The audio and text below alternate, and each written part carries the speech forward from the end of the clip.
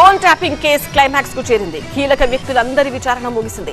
మరి విచారణలో ఏం తేలింది?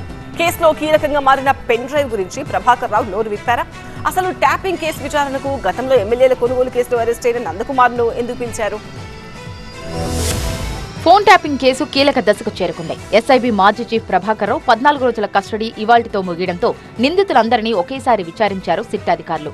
ప్రణీత్ రావు, భుజంగరావు, రాధాకిషన్ రావుతో పాటు తిరుపతన్నపైన ఒకేసారి ప్రశ్నలు సంధించారు. గత స్టేట్మెంట్లను అందరి ముందుంచి ప్రశ్నించారు. అంతేకాదు ప్రభాకర్ రావు కుమారుడు నిశాంత్ ను విచారించిన సిట్ అతని స్టేట్మెంట్ ను కూడా రికార్డ్ చేసింది. ట్యాపింగ్ కేసులో పెన్ డ్రైవ్ కీలకంగా మారింది.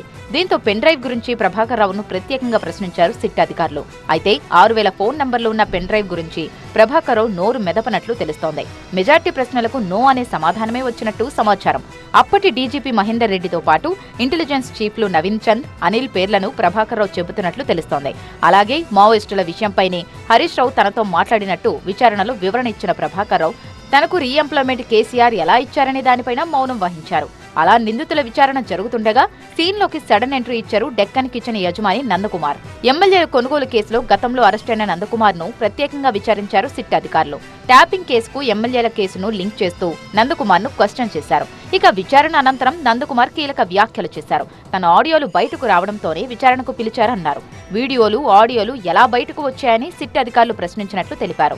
రాధాకిషన్ రావు బెదిరింపులపైన అడిగినట్లు వెల్లడించారు. తన దగ్గరున్న ఆధారాల్ని సిట్టుకు సమర్పించానన్న నందకుమార్ అవసరమైతే మళ్లీ పిలుస్తామని అధికారులు చెప్పినట్లు తెలిపారు. ఎమ్మెల్యేల కొనుగోలు కేసు జరిగింది.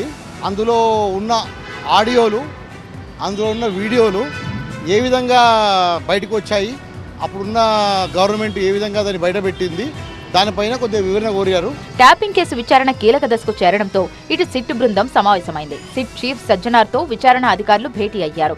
భేటీకి ఇంటెలిజెన్స్ చీఫ్ విజయ్ కుమార్ కూడా హాజరయ్యారు. ట్యాపింగ్ కేసులో తదుపరి కార్యాచరణపై ప్రధానంగా చర్చించారు. అలాగే పలువురు రాజకీయ నాయకులతో నోటీసులపైన చర్చించినట్లు తెలుస్తోంది. దీంతో నెక్స్ట్ ఏం జరగబోతోంది, సిట్ ఏం చేయబోతోంది అన్న ఉత్కంఠ రాష్ట్ర వ్యాప్తంగా నెలకొంది.